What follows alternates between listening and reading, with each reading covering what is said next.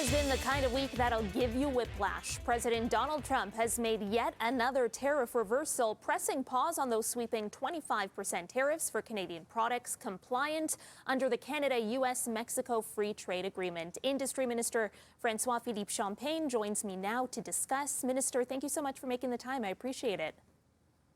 It's good to be with you again, Caryn. It's one of those weeks, I would say, maybe one of those days. We'll see later on in the day, Yeah, maybe one of those months. Minister, the White House has said that 62% of Canadian imports are not compliant with CUSMA. What's your understanding of how they reached that number and how many imports from Canada are still likely to face tariffs? Well, that's a very good question. We still have to see the details. One thing we've learned, Caryn, over time is really to take it step by step, to listen to the comments made by the president, but to really look at the executive order and the fine prints. We've been there before. There's a lot of question out there. And I would say, Caryn, there's like policy fatigue in a way. The markets have spoken this week. The unions have spoken. Workers, industry has spoken in the United States. I think people are saying that this, uncertainty cannot become the new certainty. You can drive supply chain like in our auto sector in Ontario. You can do that also in the aerospace in Quebec and the energy sector. CEOs are calling me from all over the United States and we need predictability, we need certainty. You just can't manage an economy when things are changing by the day and sometimes multiple times during a day. So our mission is really to not just have a suspension, as you mentioned, but really to remove these tariffs and to get back to some form of normalcy so that we can sit at the table, deal with the issues, address the concerns on both sides. But one thing they've learned is, and I think they understood, is that we're going to stand firm, we're going to stand up for our workers and our industry. And I think that message is being understood now by also the American people. I want to pick up on your point about the auto sector because Trump has repeatedly and explicitly expressed that his desire is to relocate the entire auto sector inside the United States. In the conversations that you are having with auto manufacturers, have you received any assurances that they will not relocate in the long term, that they are committed to staying in Canada?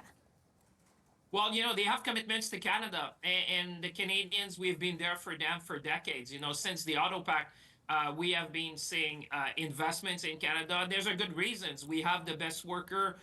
We have the energy. We have also the critical minerals that are needed to make the cars of today and tomorrow. And I've been very clear with them. I spoke to the representative of the CEOs in Washington to make sure they understood that, we're going to be fighting to make sure that we keep all the mandates we have in Canada. We have seen record level of investment in the auto sector. Many of these companies have made commitments to Canada. And trust me, we're going to all these contracts. We're going to make sure we enforce all the terms of these contracts. And we're going to be fighting with our workers and obviously with the government of Ontario. We've been in touch with Unifor yesterday. It's all hands on deck. But so far, I would say I've heard nobody suggesting that now. But we're going to be on the watch for that and making sure they understand that we're going to stand up. And there's a good reasons why they're in Canada, because we have been making cars here. We have the technology, we have the know-how, and we have the workers. So I would say from now on, it's really watching what they're doing, making sure we make the case for Canada and working with the unions in the industry. I've got less than a minute left, but I wanted to ask you because on Sunday, your party will have a new leader and the transition to a new prime minister will begin. What is your sense of how that may affect conversations with your American counterparts going forward and the government's ability to reach a point where there are no tariffs applied? Well, I've been supporting Mark Carney. We're going to be a good team. We already have a plan. We're going to be making sure that we're engaging with the White House so that they understand our position. They already know we're going to be standing up for Canada. We're going to stand up for our workers and our industry.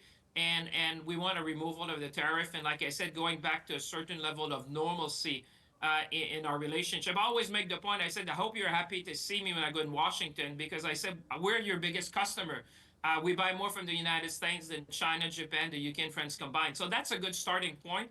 And we're going to make sure that we continue the work we've been doing and have an open channel with the White House. And I think, I am confident, we need to have we need to go in Washington confident, elbows up, heads up, and making sure we fight for Canada like we've done. They understand firmness. And I think now the American people and governors and business leaders understand that the best way forward is to work with Canada and not against Canada, because at the end of the day, we want a more competitive North America, and Canada is an integral part of that. Okay, I have to leave it there because I'm out of time. Minister François-Philippe Champagne, appreciate you making time this morning. It's always a pleasure. Thank you very much.